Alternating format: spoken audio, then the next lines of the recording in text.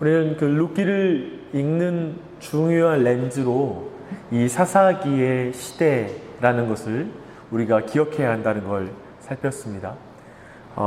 사사시대, 스스로가 왕이 되어서 각기 자기 소견의 어른들을 행하는 시대, 즉 하나님의 법과 하나님의 뜻을 정말 그것을 삶의 기준으로 삼아서 신실하게 살아가는 자가 없는 시대, 그것이 바로 사사시대이죠. 그러면서 오늘 이제 기업을 무르는 자로 서달라는 롯의 간청을 받은 보아스와 오늘 이제 본문에 등장하는 그 무명의 기업 무르는 자, 가까운 친족은 사실 대조를 이루고 있습니다. 아마 그 가까운 친족은 바로 사사시대를 대표하는 인물로 볼 수 있겠죠. 그리고 보아스는 그것과 또한 대조되는 인물입니다. 어두운 시대는 보아스의 믿음의 행보를 더욱 빛나게 해줍니다.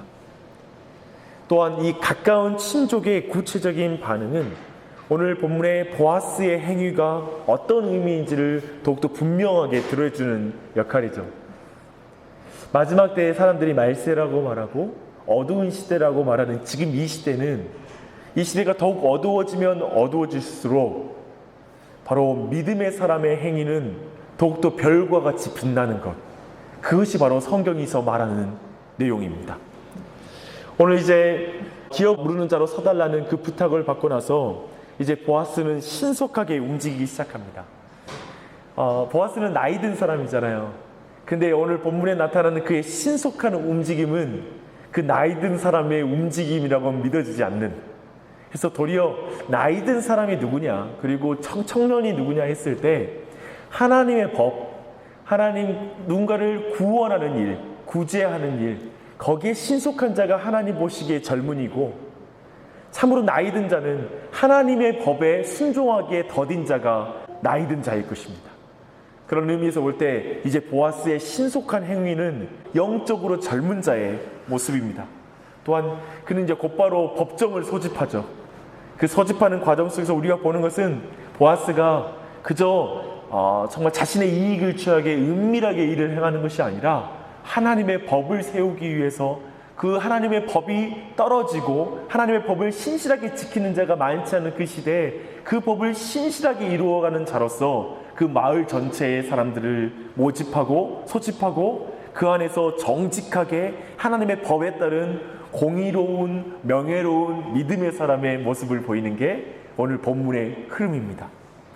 그렇다면 이것과 정말 반대되는 인물로서 이제 그 가까운 친족의 모습을 한번 차근차근 살펴본다면 우리가 더욱더 보아스의 모습, 보아스의 믿음의 그 행위에 대해서 우리가 더 잘 이해할 수 있을 것입니다. 우리가 알다시피 첫 번째로 이 가까운 성경에 보니까 그를 아무개여 이리 오라 라는 말로 이 사람의 이름을 숨겨놓습니다. 아마도 이는 결국 이제 그 기업 무르는 자로서의 의무를 수행하지 않는 모습에 그 이름이 결국 드러날 필요가 없는 인물이다라고 성경은 평가하는 것이죠. 근데 그 가까운 그 기업 무르는 자에게 보아스는 이제 이 나오미의 가정에 기업을 물을 것을 그에게 말하고 1차적으로 그는 그 말을 받습니다. 4절에 나타났는데요. 보면은 내가 여기 앉은 이들과 내 백성과 장로들을 앞에서 그것을 사라고 내게 말하여 알게 하려 하였노라. 만일 내가 물으려니와 만일 내가 물으지 아니하려거든 내게 구하여 알게 하라. 내 다음은 나요 그 외에는 물을 자가 없느니라 하니 그가 이르되 내가 물으리라 하는지라.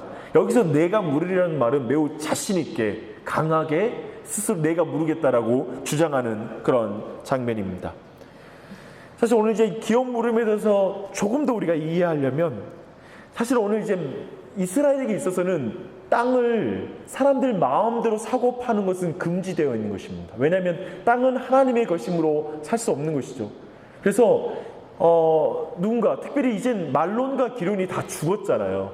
이 죽은 상황에서는 실제로 이젠 그 땅을 이제 기업 부르는 자로서 그것을 수용하게 되면 아마도 싼 값에 이익을 취할 수 있을 것이라고 이 사람은 판단했던 것 같습니다. 그래서 철저히 경제적인 관점에 따라서 지금 이 사람은 기업 무르는 자로 서겠다. 왜냐하면 땅을 사적으로 사고 팔 수 없었다면 누군가의 기업을 물어서 내 땅으로 소유를 갖는다는 건 굉장한 일이거든요. 그런 측면에서 이 사람은 지금 굉장한 어떤 투자를 하겠다라는 개념으로 이 일에 뛰어든 것입니다. 그러나 그 뒤에 곧바로 이제 보아스는 말합니다. 그러려면 룻과 결혼하고 그 기업을 나중에 말론의, 이제 자식이 생기면 그 자식을 통해서 말론의 기업, 말론의 이름이 이제 계속 이어질 수 있도록 그의 기업이 되도록 해야 될 것이다 라고 이제 다시 한번 이 계약의 조건을 겁니다. 그러자 그 말에 대해서는 이 사람은 거절합니다. 아니, 그러면 난 절대 이 기업을 물을 수 없어 라고 또 이제 강력하게 그것을 거절하게 됩니다. 왜 그랬을까요? 아마도 모압의 여인 룻, 아마도 그 이방인 민족, 특별히 여호와의 총회에 영원히 들지 못하는 저 더러운 어떤 민족으로부터 온 이 여인을 내 가문에 들인다는 것, 그를 아내로 맞아들인 것만큼은 난 안 되겠다. 난 외국인 아내는 맞아들일 수 없다 라고 말하는, 어쩌면 스스로가 수치를 당할 수 있다라고 생각하는 마음 때문에 거절했을 수 있습니다. 또 한 가지는 이 사람은 죽은 자의 이름이 이어지게 하는 일에는 관심이 없습니다. 오직 자기 재산, 자기 형편, 자기 사적인 이익과 관련돼서만 관심이 있을 뿐이지 이 룻과 그리고 죽은 자의 이름으로 기업이 이루어지는 그런 부분에 대해서는 관심이 없는 것이죠. 기업 물음, 이 뜻 자체 영어로는 redeem입니다. 되찾아 주는 것, 그것에 대해서는 관심이 없는 것입니다.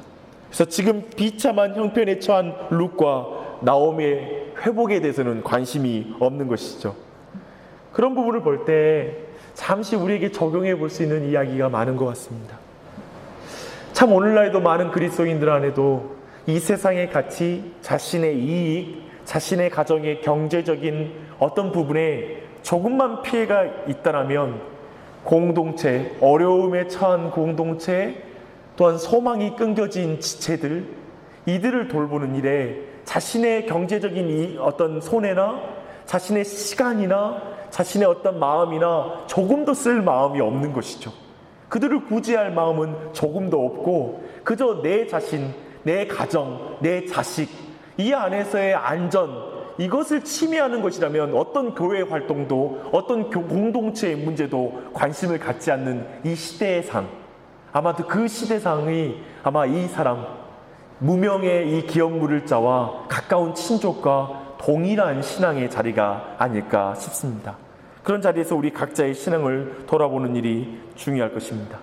그는 재산을 가졌으나 죽은 자를 살리는 일에는 관심 없는 사람입니다. 그렇다면 이 사람은 억만금을 가져도 유력한 자가 아닌 것이죠. 그와 반면으로 무명의 친족이 그 기업 무르기를 싫어하는 것을 그리고 그래서 거절했던 것을 좋아하는 보아스는 그 반대의 모습을 보여주고 있는 것입니다.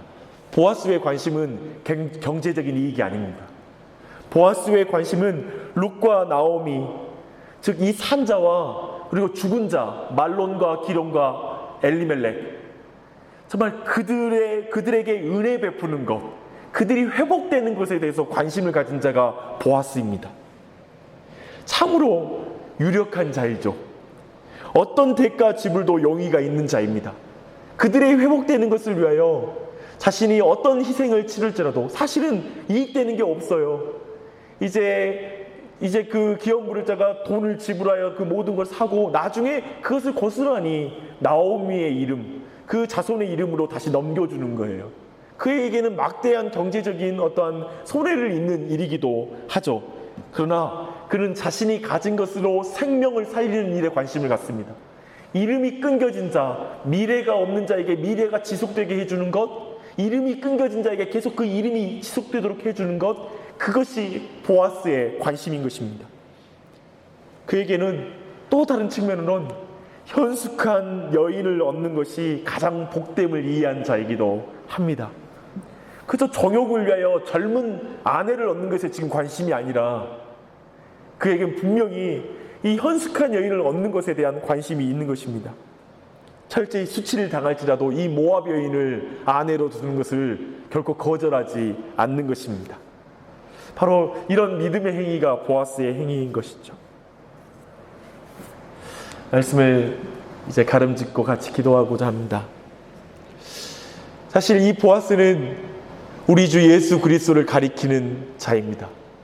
특별히 원어로는 고엘이라고 말하는 제도, 바로 구원자, 리디머, kinsman redeemer라고 말하는데 친족 구원자이기도 하죠. 구세, 우리는 리디머라는 말을 구세주라는 말로 또 번역하기도 하고요. 근데 참된 구세주를 가리키는 보아스입니다. 우리의 영원한 구속자 예수님은 어떤 분이십니까? 루스의 비참함을 긍휼히 바라본 보아스처럼 우리를 바라보시는 예수님, 죄로 인해서 스스로 회복할 수 없는 절망에 있는 자인 우리를 사랑의 눈으로 바라보시는 예수 그리스도, 미래가 없는 우리를 향하여 그 미래를 있게 해주시는 예수 그리스도, 죄로 인하여 저당 잡힌 자, 그런 저당 잡힌 자를 속량하시기 위해 이 땅에 오신 예수 그리스도, 하나님이시나 그분은 가장 높으신 분이시나 가장 낮은 이 땅에 인간의 몸으로 오신 예수 그리스도, 그 은혜를 우리 모두가 받고 있습니다. 스스로 무르지 못하는 자, 스스로 도저히 갚을 수 없는 자, 그와 결혼한 보아스처럼 예수 그리스도는 가난하고 멸시당한 나그네와 같은 인생인 우리의 삶에 오셔서 우리와 결혼하신 참된 신랑이지 않으십니까? 그게 은혜이지요. 매장된 자의 이름, 사망으로 끝나버린 이름을 계속 이어주는 보아스처럼 우리도 이미 죽었던 우리에게 오셔서 우리와 결혼하심으로 말미암아 우리의 미래를 이어가시고, 우리로 하여금 이 보아스가 나중에, 그리고 그 나오미와 그 인생을, 그 룻을 통하여 다윗이 오고 그리고 예수 그리스도가 오는 그 족보에 쓰임받은 것처럼 우리의 인생을 다시 오실 예수 그리스도의 재림 가운데 나오는 그 역사 가운데 이어가는 자로 우리를 이어주신 그 하나님의 은혜, 룻의 혈통과 그 가난을 부끄러워하지 않고 결혼한 이 보아스처럼 우리의 혈통과 우리의 가난한 형편과 상관없이 우리와 결혼하여 주님의 뜻을 이어가시는 그 예수 그리스도, 부하시나 스스로 가난하게 되셔서 우리와 함께 하시는 예수 그리스도, 그게 바로 참된 구세주이신 우리 주 예수 그리스도입니다. 그분의 희생과 구속의 삶, 그것이 바로 우리에게 고스란히 미쳐 있음을 생각하십시다. 이 룻에게는 보아스가 어떻게 와닿았겠습니까? 그 룻의 자리에서 우리 모두 이 아침에 예수 그리스도의 그 구세주 예수 그리스도의 은혜를 느끼며 그걸 근거하여 기도하십시다. 그 은혜 안에서 우리가 뭘 두려워하십니까? 염려로 구하지 마십시오. 감사함으로 구하십시오. 이 구세주 되신 예수 그리스도의 은혜를 감격하며 주님의 은혜에 감사하는 기도를 이 아침에 드리십시오. 그 구세주가 우리 가정의 kinsman redeemer, 아니요, 그분은 참된 왕이신 하나님의 구세주가 되셔서 이 보아스와 비교할 수 없는 하나님이신 그 예수 그리스도께서 우리 가정의 주인이신데 무엇을 두려워하겠습니까? 왜 미래를 향하여 염려하며 바라보겠습니까? 그래서 오늘 그 예수님을 의지하여 간구하며 기도하십시다.